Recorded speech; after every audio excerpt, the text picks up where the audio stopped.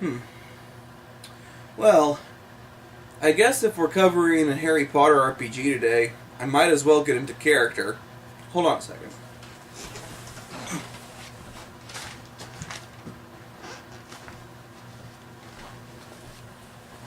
Oh.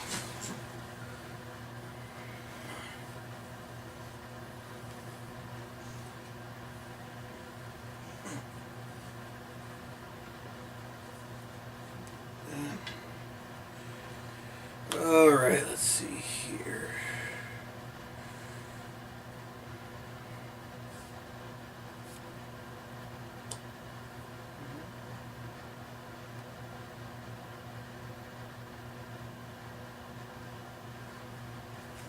Alright.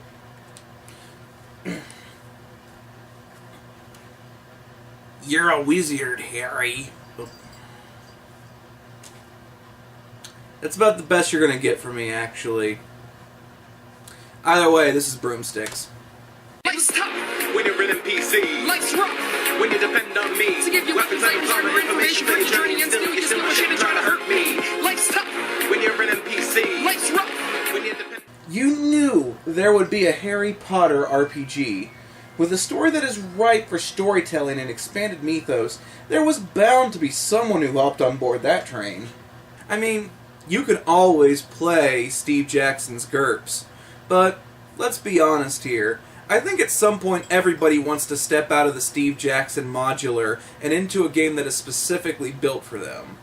Broomstix is the brainchild of Jared Sorensen of Memento Mori Games. A relatively child-friendly game that focuses on the first 4 books of the series, the 16-page role-playing game does away with the explanation of the mythos and jumps right into how to build a character and then primarily soft RPs your way through the game. The game genuinely is a mixed bag of good and bad. I related a lot to the Tresca's The Thing Who Goes There, is that there's some things that I really like about it, and then there are some things that really piss me off. So, let's take a little bit of both, and let's jump right into this thing.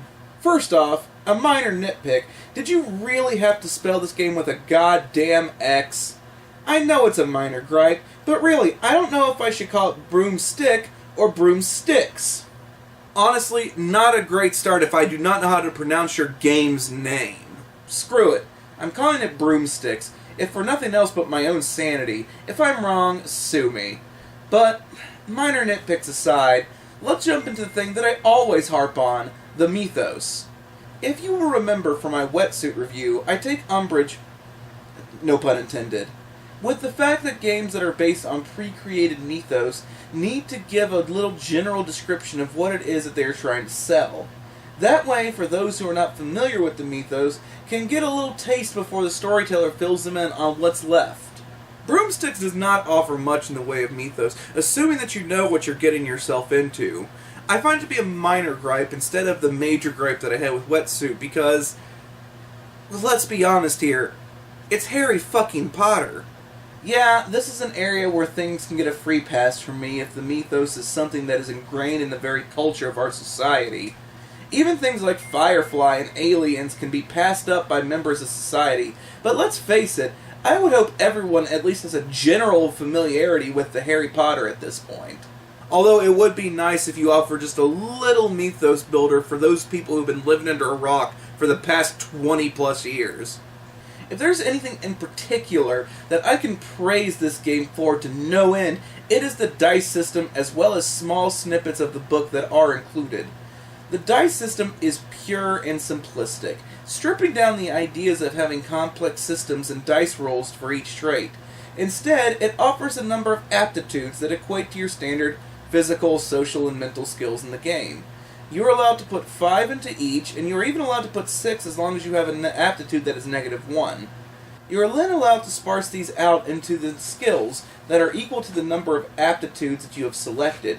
You also have a magic rating, and can choose to place it into different areas of magic that are taught at Hogwarts. Once you have your number, it's similar to that of the D20 systems, where your number is your buff. You roll a D20, you add in your buff, and you consult the chart. Lower numbers mean that you did poorly, higher numbers mean that you succeeded. While it is certainly a poor man's D20, this is a type of game that I'm very happy about because it does not include this giant, complex dice system that is meant to distance itself from D&D. Broomstix might be simplistic, but I will take simplistic any day over painstaking formulaic charts and formulas that you see in something like Leading Edge's Aliens. Trust me, you don't even want to know about that hell yet. I also want to give props to this game for its very modular aspects. It is clear that this game is built for children and primarily focuses on the child-friendly first 4 books. However, the system and character creation portions are set up in a way that if you want to play a more mature version that is more of the focus of the books 5, 6, and 7, then you are more than welcome to do so. Though, one major flaw of this game, and the flaw that is pushing it closer and closer to the missed column, is the area where the book tries to force you into corners.